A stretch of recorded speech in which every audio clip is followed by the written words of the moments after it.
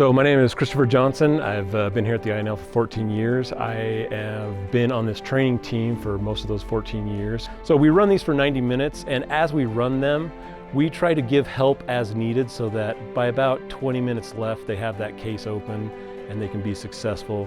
Objectives range from wireless to scanning your network to defense, even some hacking opportunities. So we do some SQL injection, we even do some Metasploit, some tools that hackers would actually use. So all of those things that we teach, we try to incorporate into the escape rooms. And it turns out that's another thing these escape rooms really teach you to do is communicate with each other, which is kind of that unsung thing that we all need to do. You know, our engineers need to talk to our IT people, our IT people need to understand what the engineers do. During this, it was 2014 and 2015, there was a major attack on Ukrainian power grids.